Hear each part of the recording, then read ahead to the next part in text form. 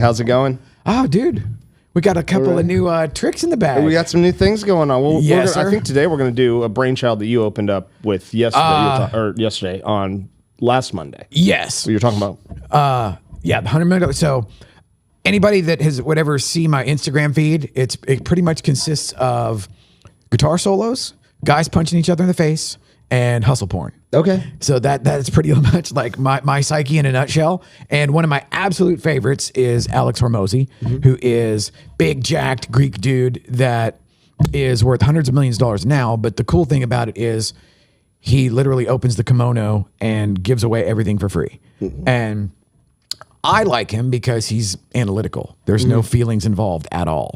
And so much so to the point of, oh, if you're having a bad feeling, here, let's reverse engineer the things that are making that happen. So then you can hedge against it. I'm like, dude, you are my spirit animal. So I thought what we would do is essentially not necessarily call his bluff, but see if his formula works. And we will use ourselves as the punching bag. That sounds awesome. Okay. We are our own crash test dummies because, as we were talking even before we went live, we got a bunch of cool stuff. We make a bunch of cool stuff, but we don't really do it for ourselves. We do it for others whenever they wash up on shore, and unless you hit that XY axis of time, opportunity, and circumstance, that it's like, well, good luck, So I'm like, okay, maybe we could ratchet that up and kind of do our own. And so his whole thing is how to get strangers to want to buy your stuff, but also, as you've heard in the book, how to make an offer that people feel... Make an offer you can't refuse. Yes, exactly. Yes. No horse heads will be put in beds. Yeah, and in the beginning, he talks about basically the goal here is to make an offer where a person would feel dumb not to take advantage of it, right? Yes. And he does it a couple ways. One's making big offers, and sometimes it's diversifying your pricing, and we can talk about that later. And for us, we kind of hit on the secret sauce or the formula of least resistance, let's say, is the subject matter expert. Yeah, our big offer, basically something that we deliver with consistency that nobody does, and it makes big impact. Huge value, itty bitty price. Yes, right now. Right now. Oh, I like that. I like that. Tanner always caveats it with right now because I offer in soon. I think it's too cheap. So while supplies last. Yeah, that's fine. Do you want to talk about our SME thing right now? Yeah, absolutely. Why not? Okay, yeah. So today for $300, you can come into the studio and we can set you up in either a green screen or sitting here in the podcast studio, and we record a session that paints you as a subject matter expert. We typically will script that with some softball questions, some things we want to help you knock out of the park. And we kind of let it go. And that recording takes, 20, 30 minutes? Yeah, maybe half an hour. Yeah, we reserve an hour, but maybe 20 minutes of recording. So less than 45 minutes of your time to be conservative. And then we deliver you a big chunk of content, the long form for YouTube if you want to post that up there. But more importantly, little small nuggets of smart, things that you said throughout that session. Trademark that. Little smart nuggets. Yeah, nuggets of smart. And that allows you to drip out your educational content in between everything else you're currently doing. Yes. So while at the same time you might be a real estate agent or in title or a lender or a roofer, and you're posting all your content about the work that you're doing there, a lot of times we feel it's incredibly important to show up to your client base as a subject matter expert in your respective niche. And so that's what we're trying to build here, is bring people in that have a focus and aren't generalists in this space, and are able to talk intelligently to those people and service them in a way that the generalists can't, right? And absolutely. We can talk a little bit later about how we can differentiate ourselves and how inherent value of a product or service goes up as we specialize. And one of the things is, we're going to eat our own dog food. So we're going to try it on ourselves. And after we're done here, we're going to make some content, do a little behind the scenes as well, kind of show you how the sausage is made. And then we're going to run the ads. We're going to put it together and essentially, see if the formula works, see what works, what doesn't. Even right now, because we've been doing this sort of assembly line idea of content for a while. Once the studio got dialed in as far as the gear goes and it looks good, sounds good, whatever, then it's like, okay, let's make stuff that looks good, sounds good, whatever. And out of that came the subject matter expert based on folks would come in, do a show, do a podcast, and then over time, it usually evolves into everybody's got their wheelhouse, like what they're good at and what they like to talk about and what they don't get tired of talking about. That's another thing that's because everybody always wants to, I need to do a podcast. It's like, really? Do you? Do you really? Because half the You're time, just jealous of your friends that started doing it well, a first. lot of times, and human nature is what it is. But a lot of times, folks, what they really want is the feeling that they would get when they tell somebody they have a podcast. And that sort of does a leapfrog over the actual logistics of doing a podcast. But with our little formula, you can absolve yourself of the weekly grind or however that would look for any individual. Because if you're doing them one at a time, oh my God, unless you're going live and it doesn't matter, because when you're going live, it's like, okay, woo, live without a net. It is what it is. And then it's done. But if you're doing like a sit down formulated podcast, the idea that you're going to show up for that every week in perpetuity, ooh, that's a big call. Yeah, and I think one thing the SME video does, it removes the time commitment that it takes for And it's evergreen. and the evergreen content. So right now when we sit in a lot of these webinars, a lot of these classes with a lot of coaches telling you all the different types of videos you need to be making, right? And we do some of that too. I tell you about all the types of videos you need to be making too. But we understand that like you got a job, and becoming a media expert and like spending a few hours a day shooting, editing like your own video with the right kind of hook and storytelling and really being intentional with that is hard. It's a full-time job. That's our full-time job. It's exhausting. So to be able to come in here and to spend an hour and then get evergreen content you can reuse and drip out over that's different than what you're currently putting out there is incredibly valuable. And saving time, doing it at a price point that's really low. Right. Yeah. And low barrier of entry. Exactly. And whenever we have the ability to essentially stage the content, you're not restricted or freaked out by going live, where most of the time everything derails live anyhow, and people just kind of get lost in the lights and whatever. But if we're doing it and you could literally say something, you're like, wait, that's not true. Okay, cut, start over. Or, oh no, I didn't mean to say that. I said it backwards. I said that wrong. Said that backwards. And that gives so much leeway. It like widens the lane and puts the bumpers in the gutter. And it's like, okay, you're pretty much going to get a strike every time. And, we've got some folks that come in and they will literally go for 25 minutes uninterrupted, bang, zoom. And then out of that, you get 17 to 21 bite-sized nuggets of smart. Verticalized, captioned, ready to post for reels. Because it's about the optics. It's like, and the fact that in today's world, the feed is endless, the scroll is endless, the content is endless. And unless you are even just poking through a little bit, nobody knows who you are. Yeah. And it really is. It's not that you have a branding problem or a marketing problem. You have a visibility problem. And if you are not doing something that puts, at the very least, your voice and your logo and your brand/message out there, preferably it would be you on camera talking in a perfect world. But it's like not everybody's wired for that. So we can help you there too. We do a ton of stuff where people come in and they'll do green screen stuff and they'll just like, shit bricks. Oh my God, I can't be on camera. And it's like, okay, well, all I need really is 7 seconds at the beginning and then 7 seconds at the end. And we'll just put stuff over your voice. And sometimes that really does amount to, we point the camera at the wall and they read stuff into the microphone. Now, nobody knows that because they don't know when the content comes out how it's actually done. But that's one that we can lean into all the time because it's basically like a video Xanax. It takes the anxiety out of performance. Well, I think part of this also helps, increase authenticity, decrease anxiety, because at some point we just forget that the cameras are here. Right. We're just talking. Yeah, and you'd be like, the thing about, real estate photography, Rick, or the thing about, listing appointment, whatever that is, comes off authentic because I just start telling you about stuff I know. And that's really what we're trying to do anyway, is to help our agents dial in and specialize into a niche so they can be more effective to those people that they serve.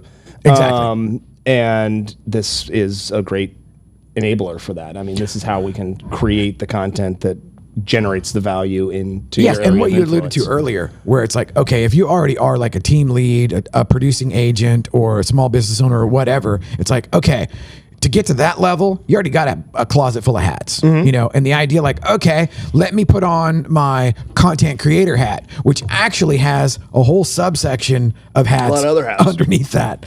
And, you know, it's like, you don't believe me, go try to make CapCut videos on your own, you know? And the thing is that none of that gets easier. And you'll have, it's also, again, human nature is what it is. We all have our things that we are experts at, so to speak, but you will run out of stuff. Yeah. You will run out of your niche, or you will run out of stuff that you already have on the hard drive. And so where that is helped by us is we can kind of massage that into more than it might appear to be on paper.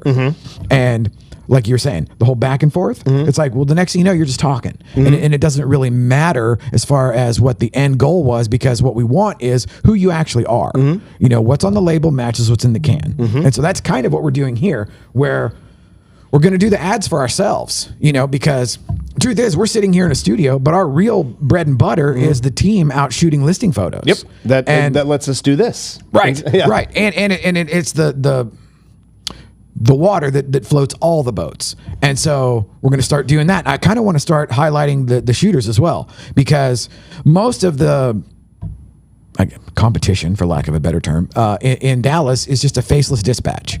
It's like, it's a crapshoot. You might get somebody good, you might get somebody that sucks, you might get somebody in the middle, and then you might get somebody that you really like, and then you'll never see him again. You know, and it's like, that's not our business model. And like you and I both came up doing all of it ourselves, you know, so it isn't like, oh, we bought a company that happens to send out photographers. That's not the thing.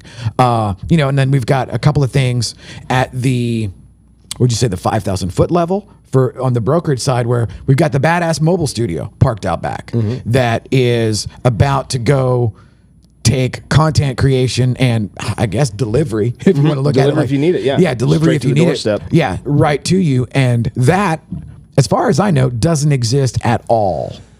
Not that I can find. Yeah. And it's like, I don't think we invented any one thing that we do, but we got 31 flavors that nobody else has. Exactly. And that's the thing that we're going to plug into here. And we can dovetail all of this in with all of the listing and the on-site stuff too, right? So like there's unique value that kind of differentiates. Well, and there's a level of service that we can provide that is multi-layered in that, you know, you and I have been to the rodeo a bunch of times, you know, so there's nothing that somebody's gonna say, hey, how about this? What? You know, that we're not gonna get surprised by some obscure kind of digital content that exists. And then there's also the fact that we've got a team and we got, like, you know, Austin over there driving the bus, hey, Austin, dialing it in.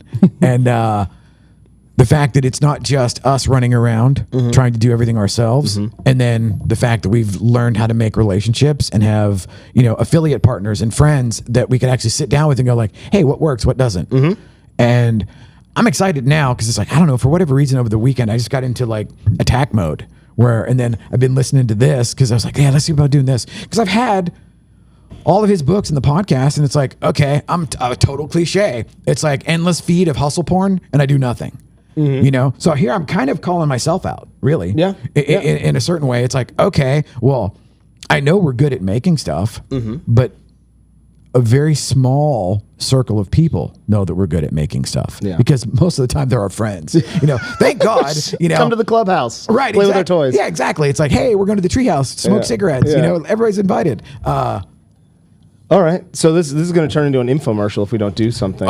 So what are we going to? What's the ad that we're making? We gonna build this right now? Is that? Yeah. Well, so my thought was we would literally start. So it'll be the subject matter expert ad. Okay. Basically, letting people know that you are more than likely a subject matter expert. Yeah, 100%. And everybody I know is in something. Yes, exactly. And you could be of benefit to other folks, but they don't know that.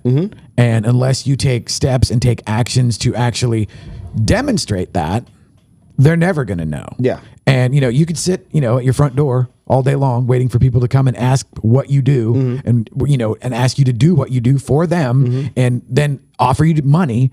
And the likelihood of that happening is pretty low. Yeah. You know, so I don't know about you, but nobody ever came to my house and said like, hey, dude, will you shoot my listing? Yeah, exactly. I never got a knock on the door being like, hey man, just off chance, are you available to shoot my listing? Yeah. Would you happen to have a drone that you could fly and some video? Yeah, that never happened. So we're going to kind of maybe try to make that happen. Okay, cool. And Cruz will be here, so we're going to do a little bit behind the scenes. So we're actually going to document what we're doing. Okay. You know, and so I want it to be, or I'd like it to be, where it's infotainment, maybe. Okay. Where it's certainly an infomercial. We are for sale. We are for sale. Yeah. Let's make no mistake about that. But you know, a lot of people see the sausage when it's done, and they either one think that it's impossible, or they think that it's easier than it actually is. Yeah. And there's very little actual like right-sized opinions and knowledge of what it is that it takes to have it happen. You know, because everybody sees the finished show. Well, it's like they don't know how many hours Austin spent dialing in the lights and the cameras. You know, because I would say like, well, if you really want to look, or you really want to see what that looks like, go back and where it's just me turn on the camera. Scroll for, actually, you got to scroll for miles to get. That's true. Yeah, you might get carpal tunnel. Yeah. But if you go back on the timeline and look to where there's one where I'm just running in like a madman, wild ass from you know off stage. Oh yeah, it'd be like we're live, and he's like, yeah, exactly. like a Muppet. Woo! Oh, dude, excellent callback. But that was me literally just turning stuff on and go. And while that serves a purpose in the beginning, because it breaks that analysis paralysis, or it breaks the anxiety of you just do it, and then you do realize like nobody cares. Yeah.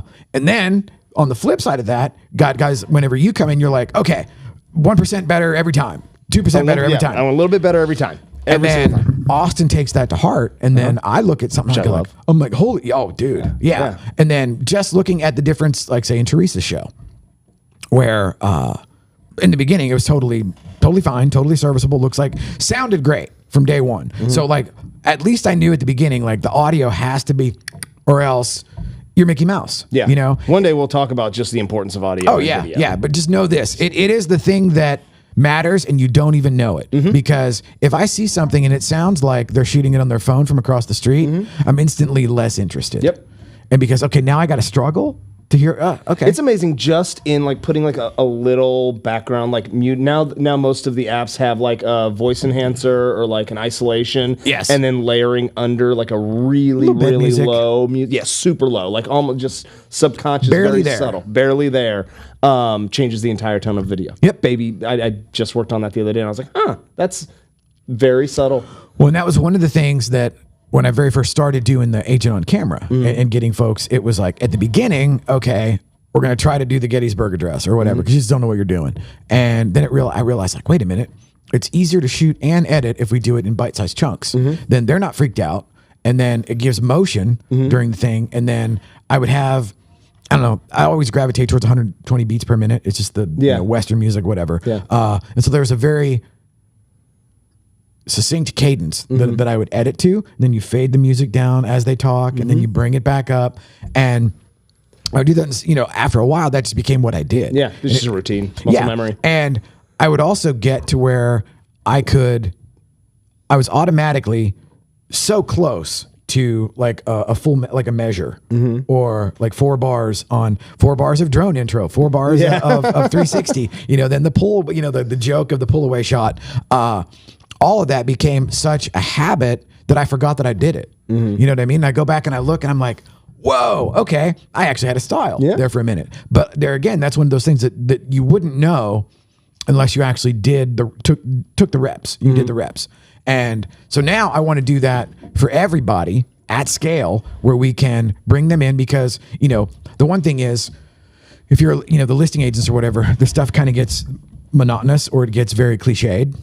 And so then now we're trying to get stuff that is different, unique, but also unique to the individual. And so that's like what you and Cruz were doing, like the sexy shots. Oh yeah, all the editorial shots that Cruz did. I didn't do. Oh, okay. I did the poor shot, so he'd come back over the top and be like, "Let me make that better." Like the befores and after. Yeah, I did. I definitely did the befores. But you got to have some. You got to have a floor. Oh, so absolutely. Yes, absolutely. The yes. pros. And even what he was sending the other day of the kind of editorial style video, where it was more of, the easiest, like cheesy way to say it is it was the vibe versus, a catalog. And I was like, dude, okay, more of that. And then it becomes a logistics thing, like we were talking in the text thread. I love now that we have like our little nucleus of everything, and then we kind of bounce ideas around. And that's the one thing I didn't have before, and then to be able to, well, hey, that's a badass idea. How do we do that at scale? That's the key, right? Yes. How do we do that for everybody? Yes. Repeatedly. Yeah, or how do we do it? How do we do the same thing for enough people and make it look different enough that it's differentiated? Another conundrum. Which is something we've been kind of working on, how to make things look and feel a little bit differently. And so let's see. Hence the lighting and things like that. Oh, yeah, absolutely. So what we're going to do is this week's move is we're actually going to build it in public. We are going to continue to build the plane in midair, but we will do a couple of ads, I figure, on the subject matter expert, why, and the essential necessity in today's world for the optics of, hey, everybody gets to do what they want. And if you want to stay invisible and like hope somebody, I don't know, finds you on Google or whatever, cool, mazel tov. Let me know how that works. But the other thing is I want to start putting us out there more, because now that we've got everybody that can handle their role to a level, because like you came in and kind of like standardized, I won't say perfection, because that's we're far from perfection, but you standardize quality in a way that wasn't necessarily going to happen with me, out there. I'm just like going full throttle, and unless it's on fire, I don't look, and so even like with you getting Austin dial in here, it was like, that was a direct influence of you saying like, a little bit better. And, because it was like at the beginning, you're like, hey man, why is camera 2 not like camera 3? My coaching is literally like, hey, can we do that a little better? And Austin's like, yeah.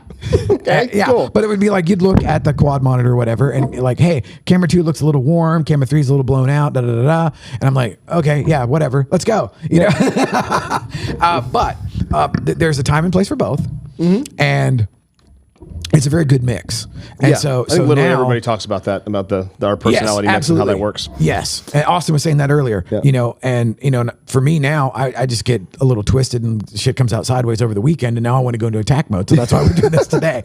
Get all wound up. Yes. Get all riled up. And I also want to see if we can do it. There's a certain element of calling yourself out in public and be like, I don't know, I think I can, but let's find out. Okay, let's go play. Yeah. Is that it? Are we done for today? We're going to go. Okay, that's 22 minutes. That was good. That's more than anybody could endure. Happy Monday. Y'all take care.